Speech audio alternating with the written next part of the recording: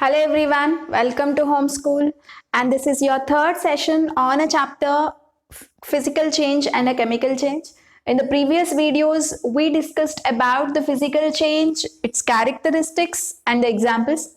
In the second video, we spoke about a chemical change, its characteristics and real life examples. And today, we will talk more detailed aspects of chemical change. Okay, let us discuss about a concept called chemical reaction. So what do you mean by a chemical reaction? Chemical reaction is that reaction where a substance undergoes a complete change in its physical state as well as chemical composition. Okay, chemical reaction is that reaction where a substance, whatever substance you are taking, that substance undergoes a change in state. Its state can be changed. If it is there in a solid form, it will be converted into liquid or gas. Okay, and its chemical composition also is changed. The substance is no more a pure substance as it was before. Okay, it is completely changed into something else. Some new substances would be formed. So such a change, such a chemical change, when you observe with respect to a particular substance, that is called as chemical reaction. Okay, so chemical reaction is generally represented as, I have two substances here. A is one chemical substance, B is another chemical substance. So when I add them, I will get some new substances called C and D. Okay, C is completely a new substance which is very much different from A and B, and D is also a completely new substance very much different from A and B. Okay, so this is how we represent a chemical reaction. And the A and B which are reacting among themselves are called reactants. Remember guys, these are called reactants. And the new substances, whatever has formed out of the reaction between A and B is called products. Okay, clear everybody? So whatever I have written this side, the guys who are reacting among themselves is called reactants, and the new guys which are formed out of a chemical reaction is called products. Okay, and reactants as well as products are always separated with this particular arrow mark. So this is how we write a chemical reaction in general. And normally, how do you know that a chemical reaction has occurred? There must be some proof, right? How do you know a chemical reaction has occurred? How do you know when A and B has combined? How do you know that C and D are formed? See, a chemical reaction can be recognized or identified by certain factors. Okay, so we will discuss about those factors one by one in this video. That is the main motto of this particular video. Okay, so we are going to discuss the number of ways how a chemical change or reaction can be identified or recognized. Okay, so try to observe carefully. A chemical reaction, in other words, change, a chemical change can be identified or recognized by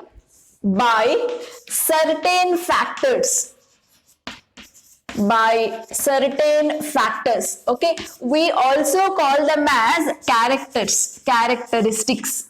Okay, in other words, these factors are also called as characteristics.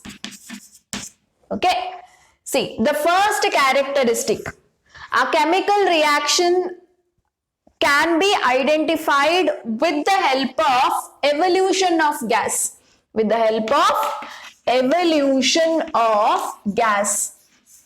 Okay, so whenever a chemical reaction occurs, sometimes gas is liberated. So with the help of that gas liberated, you can easily say that yes, chemical change is happening within. That is why the gas is coming out. Simply gas will not come out when two substances are added. Yes or no? If there is occurring a chemical reaction between them, a particular gas may come out. So liberation of gas or evolution of a gas is one of the proof to say that a particular guys are undergoing a chemical change. Okay, so evolution of gas is one of the characteristic of a chemical reaction. And the second characteristic is change in color. Change in color. Color can be changed. If a substance is there in a white color thing, after a chemical change, it may become brown color or it may become green color. Okay, so due to this color change, by observing this color change also, you can able to tell to people that there is happening a chemical reaction within. There is happening a chemical change within. Okay, so change in color is another proof to tell that there is happening a chemical reaction or change. Okay, and the third proof to tell about a chemical change is formation of precipitate. Formation of precipitate. Okay, so we will talk about the precipitate little later. More detailed aspects we will discuss later. Okay, and the fourth factor that you can observe is change in state. State is also changed. Yeah, change in state is also observed in physical change also, isn't it? Okay, not only in a chemical change, in physical change also, change in state is observed. Fine. And next factor or the next characteristics of chemical reaction is change in energy. Change in energy or temperature. Change in energy or temperature. Okay, so whenever a chemical reaction is happening, you will observe large change in temperature. Sometimes for some reaction, say if A and B have to react, sometimes you have to heat. That means temperature have to supplied from outside. When you supply heat from outside, then only they may react to give new substances. Okay, so definitely, temperature issue is there. And sometimes what will happen, whenever A and B reacts, automatically heat is liberated within a reaction itself. You don't need to supply heat from outside. Heat is automatically liberated within the system only. Okay, so like this, heat absorbed or heat released issues will be there whenever a chemical change happens. Okay, so these are the 5 characteristics. We have to study one by one with examples. Yeah, now let us go for the first characteristics, that is evolution of a gas. Evolution of a gas. Okay, so for this I will show a demonstration. I have already shown this demonstration in the previous video. Again I am showing you, and try to observe how a gas is coming outside. Okay, see, the demonstration is a reaction between baking powder and vinegar. Okay, so in a test tube I have taken the baking powder and this is vinegar, and when I add, see, try to observe what is happening. See, that white bubbly color thing that is coming out is nothing but a gas. It's a carbon dioxide gas. Okay, see, the moment I add vinegar to a baking powder, see, that effervescence, this bubbly color thing that is coming out is called effervescence. See, this is very, it has a very pungent smell actually. Okay, and this is nothing but a carbon dioxide gas. Carbon dioxide gas is what coming out whenever I add vinegar to a baking powder. Okay, so how do you say that this particular chemical reaction has happened? See, the moment I added vinegar to a baking powder, if I have to tell a people, see, this is what a chemical change, then how do you recognize? You can recognize by looking at the evolution of gas. Yes or no? So you could actually feel that something is happening between vinegar and baking powder by looking at that white bubbly colored stuff coming out of the test tube. Yes or no? So by evolution of a gas, by observing the evolution of a gas, you could actually feel that there is happening a chemical reaction between the two substances. Isn't it? So the first example, the gas is really very pungent. Okay. Example number 1, the same example I will give you. It is not that you have to learn the examples which is there in your textbook. I will also tell the examples that is there in our textbook also. Okay. The first example is baking powder. Okay. Say NaHCO3. This is the formula of baking powder.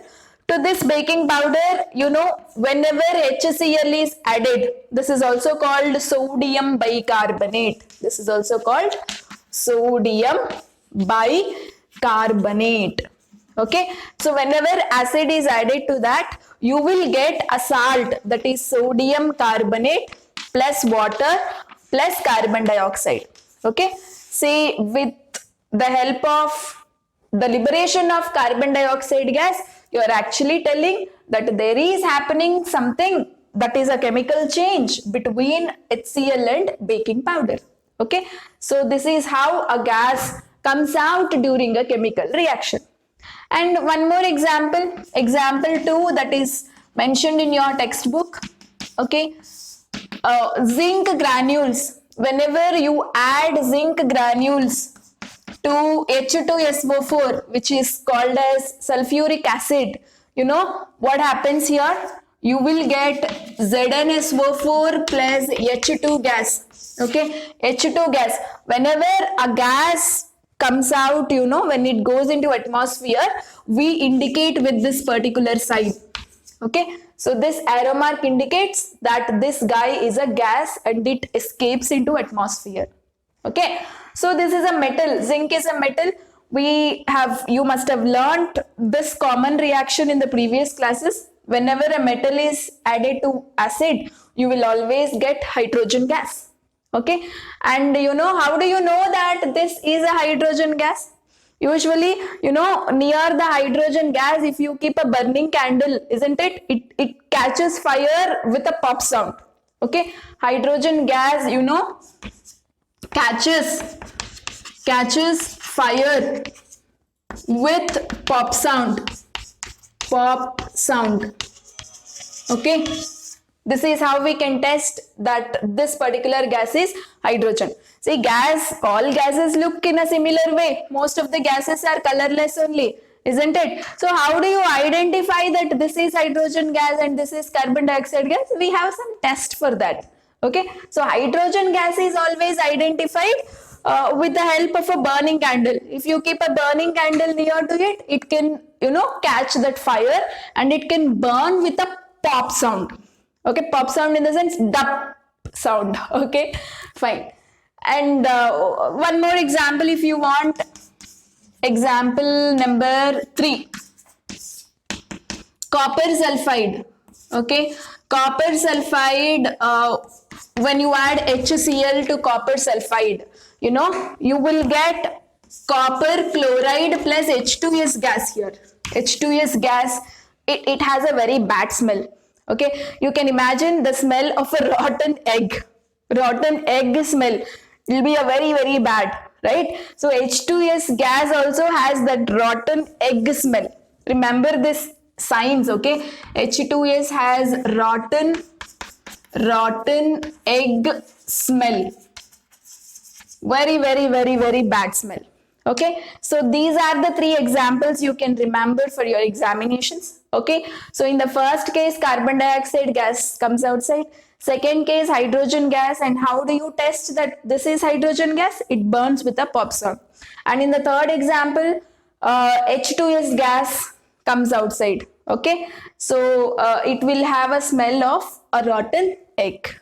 Okay, and this is how you can able to identify a chemical reaction with the help of the liberation of gas. Now we will go for identifying a chemical reaction with change in color. Okay, whenever a chemical reaction happens, you will observe a change in color also. That way also you can identify the happening of chemical reaction. Okay, say the first example we study here is example 1. Oh, very important example and a very important reaction also. So we take a lead nitrate crystals, okay, which are white in color. These lead nitrate is white in color, okay, and the moment I heat these crystals, this will get converted into lead oxide, and lead oxide is yellow color crystals. Okay, yellow color, it will have yellow color. Along with that, you will observe liberation of NO2 gas as well as O2 gas. Okay, and NO2 gas is brown colored gas. It is brown colored gas. Okay, say what has happened here? The lead nitrate, previously it was in white color. The moment you heat it, this guy will undergo breaking, and that is called as decomposition. In a chemical language, we don't call it as breaking. Molecule is breaking. That way we don't say. Molecule is undergoing decomposition, we say. Okay, so there is a word here. What is that? It is undergoing what, guys? Decomposition. Who is undergoing decomposition? Lead nitrate is undergoing decomposition. Okay, and this guy is getting converted into yellow colored lead oxide. Okay, you can observe the picture there. You have that white color powder has been taken in a test tube where a person is heating it, isn't it? So as you heat it, that white color powder is getting converted into yellow colored powder, and you can also observe that brown colored gas is coming out of the test tube. Okay, so observe the picture carefully, where you will observe the conversion of white color substance into the yellow color substance. Okay, white colored substance is nothing but lead nitrate. Yellow colored substance is nothing but product, that is a new substance you have got. Okay, so this is the best example for change in color. And you can also observe second example. One more example I'll give you. Example number 2. Okay, copper carbonate, which is in green color. Okay, copper carbonate is green color, and when you heat it, this is a sign for heating, guys. Okay, whenever we heat a chemical reaction, that is represented with the symbol this. Okay, this is a sign for heating. Okay, so whenever we heat copper carbonate, this guy will also undergo decomposition. That means it will break down into copper oxide, which is black in color. Copper oxide is black in color. Along with that, you will be getting carbon dioxide gas. Okay, so this is another example that you can remember, where in these reactions you will identify a chemical change with the help of color change, with the help of color changes. Okay, fine. And now we will study formation of precipitate. Okay, formation of precipitate. Formation of precipitate. Okay, so what do you mean by a precipitate? Precipitate is nothing but insoluble substance. Insoluble substance formed during a chemical reaction. Formed during a chemical reaction is called precipitate. Okay, so whenever a chemical reaction happens between two guys, insoluble substance, a colored substance forming, you will observe with your naked eye. Okay, so such a insoluble substance formed during a chemical reaction is called precipitate. Say when you see the picture, you will clearly understand. Let us discuss the first example under this case. Example 1, for which? For the formation of precipitate. Okay, so whenever AgNO3, which is nothing but silver nitrate, is added to NaCl, you will observe the formation of AgCl, which is in white color. Okay, you will observe the formation of AgCl. You can observe the picture there. Okay, so this is colorless. NaCl is also colorless solution.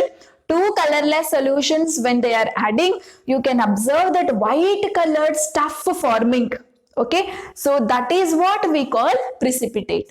Okay, so here along with AgCl, remaining is what, guys? Na is remaining, NO3 is remaining. Join them, you will get NaNO3. Okay, so this is example 1 under formation of precipitate.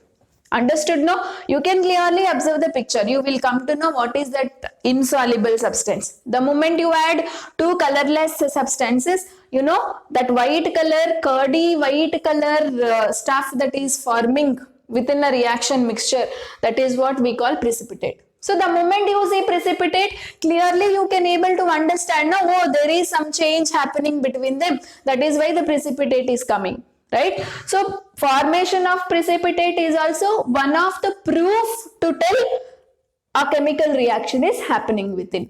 Okay, fine. And another example you can remember here, guys, this is also a very important example.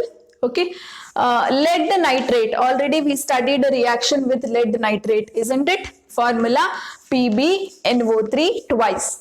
Okay, to this lead nitrate, when potassium iodide is added, we all know lead nitrate is white in color. You can observe the picture there. Okay, so it is white in color. The moment you add, when you make a solution with water, it remains colorless actually. Okay, so to this, when you add potassium iodide, you know, you will get yellow colored precipitate of lead iodide. Okay, lead iodide is formed and that is yellow colored PPT. So precipitate, in shortcut we will write it as PPT also. Okay, yellow colored lead iodide you will get, along with that KNO3, potassium nitrate, you will get. So observe the picture carefully. So when potassium iodide is added to that white colored lead nitrate, you know that yellow colored precipitate is forming. So this is how, with the help of formation of precipitate also, you can able to identify whether a chemical reaction is happening or not. Okay. And in my next video, we will see the examples under remaining characteristics like change in state and change in energy issues. Okay, fine. Thank you very much. If you like our video, please like it, share it and subscribe our channel for more updates to learn it in an easier way. Thank you so much.